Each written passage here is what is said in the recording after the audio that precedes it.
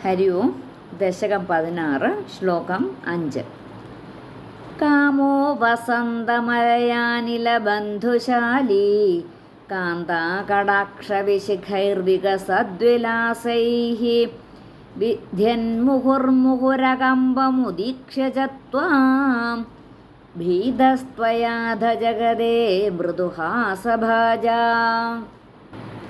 പദങ്ങളെ ഒന്ന് പിരിച്ചു നോക്കാം. കാമഃ വസന്ത മലയ അനില ബന്ധുശാലീ.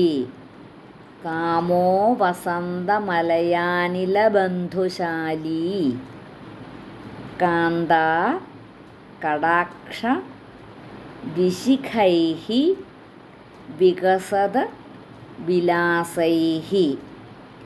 കാന്താകടാക്ഷവിശിഖൈർവികസദ്വിലാസൈഃ വികസദ്വിലാസൈഃ വിദ്യൻ മുഹുഹു അകമ്പം ഉദീക്ഷ്യ ച ത്വാം.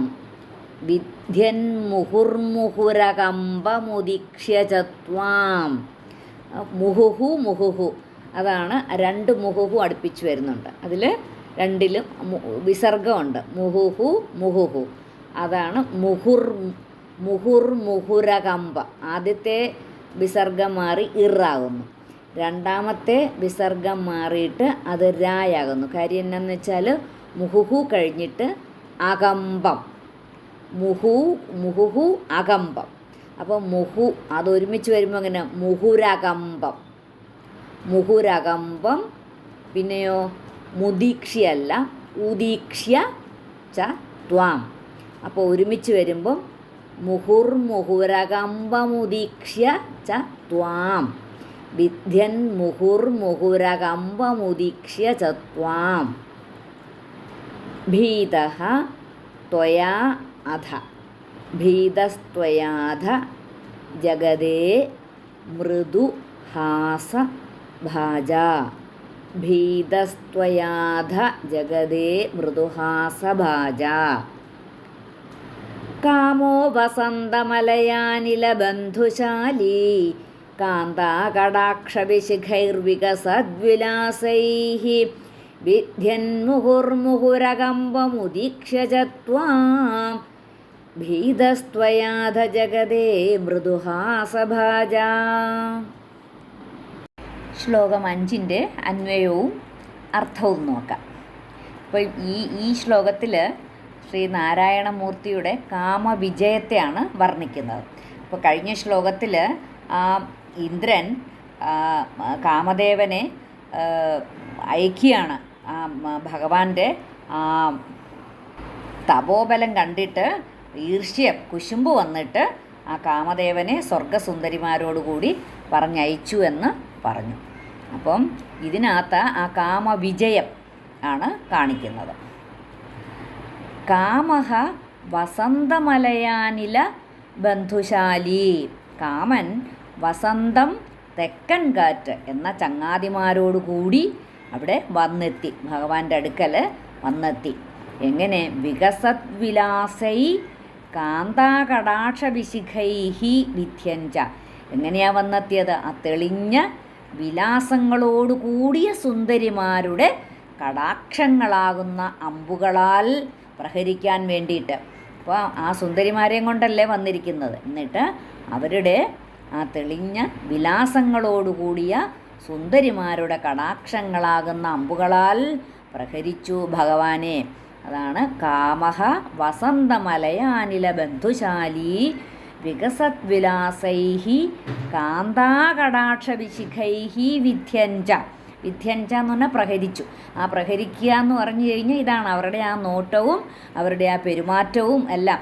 എങ്ങനെ ആ ഒരു തപശക്തിയിൽ നിന്നും അത് ഇളക്കാൻ സാധിക്കും എന്നുള്ളത് അവർ അതിനു വേണ്ടി ശ്രമിക്കുകയായിരുന്നു ചെയ്തത്. വസന്തം എന്ന് പറഞ്ഞാൽ എന്ത്? വസന്തൻ. ആ വസന്തകാല ദേവതയാണ് വസന്തൻ എന്ന് പറയുന്നത്. മലയാനിലൻ എന്ന് പറഞ്ഞാൽ ആ തെക്കൻ കാറ്റ്. അപ്പോൾ ഇത് രണ്ടും എന്ന് വെച്ചാൽ വസന്തം എന്ന് പറഞ്ഞാൽ എന്തുവാ, ആ മരങ്ങൾ പുഷ്പിക്കുകയും ആകാശം കാർമേഘമൊക്കെ മാറി പ്രസന്നമാവുകയും ചെയ്യുന്ന ആ കാലം, അത് കാമത്തെ ഉദ്വേവിപ്പിക്കുമെന്നാണ് പറയുന്നത്. അതുപോലെ തന്നെ ആ ചന്ദനഗന്ധം പരത്തുന്ന ആ മലയാനിലിനും കാമത്തെ ഉദ്വേവിപ്പിക്കും. അപ്പോൾ ഈ രണ്ടും, വസന്തവും മലയാനിലനും കാമദേവൻ്റെ സഹായികളാണെന്നാണ് പറയുന്നത്. അപ്പോൾ അങ്ങനെയുള്ള ആ കാമദേവൻ വികസിച്ച വിലാസങ്ങളോടുകൂടിയ സുന്ദരിമാരുടെ ആ കടാക്ഷങ്ങളാകുന്ന അമ്പുകളാൽ വീണ്ടും വീണ്ടും ഭഗവാനെ വേദനം ചെയ്യുന്നു. എന്നിട്ടോ ത്വാം അകമ്പം ഉദീക്ഷ്യഭീതഃ, ആ ശ്രീനാരായണനായ നിന്തിരുവടി ഇളകാത്തവനായി കണ്ടിട്ട് ഭീതഃ, കാമനൊക്കെ ഭയം വന്നു, ഭയപ്പെട്ടു പോയി. അയ്യോ, ഇതൊരു തരത്തിലും ഇതിൽ നിന്ന് ഇളക്കാൻ സാധിക്കുന്നില്ലല്ലോ എന്ന് വിചാരിക്കുകയാണ്. അധ മൃദുഹാസഭാജ ത്വയാ കാമഃ ജഗതേ, അധ അനന്തരം ആ ഒരു മന്ദഹാസത്തോടെയുള്ള ഭഗവാന്റെ പുഞ്ചിരി ഉണ്ടല്ലോ, ആ പുഞ്ചിരിയോടുകൂടി ഭഗവാൻ കാമനോട് പറഞ്ഞു, ഇപ്രകാരം പറഞ്ഞു. ആ പറഞ്ഞത് അടുത്ത ശ്ലോകത്തിലാണ് പറയുന്നത്. അപ്പോൾ ഇന്ദ്രനാൽ നിയോഗിക്കപ്പെട്ട കാമദേവൻ തൻ്റെ സന്തത ബന്ധുക്കളായ ആ വസന്തനോടും മലയാനിലിനോടും കൂടിയിട്ട് നരനാരായണന്മാരുടെ സമീപം വന്ന് ആ പ്രകാശമാനമായ ഭ്രൂചലനാദികളോടുകൂടിയ ആ സുരസുന്ദരികളുടെ കടക്കൺമുനകളാകുന്ന ബാണങ്ങളാൽ തുടരെ പ്രഹരിക്കാൻ തുടങ്ങി. അങ്ങനെ ചെയ്തിട്ടും ആ നിശ്ചലനായിട്ടിരിക്കുന്ന അങ്ങയുടെ അവസ്ഥ കണ്ടിട്ട് ഭീരുവായിട്ട് ഭവിച്ചു. അനന്തരം ആ മന്ദഹാസത്തോടുകൂടി ഭഗവാൻ കാമാദികളോട് ഇപ്രകാരം പറഞ്ഞു എന്നാണ് പറയുന്നത്. കാമോ വസന്തമലയാനിലബന്ധുശാലീ കാന്താകടാക്ഷവിശിഖൈർവികസദ്വിലാസൈः വിദ്യന്മുഹുർമുഹുരകമ്പമുദീക്ഷ്യ ച ത്വാം ഭീതസ്ത്വയാധ ജഗതേ മൃദുഹാസഭാജാ.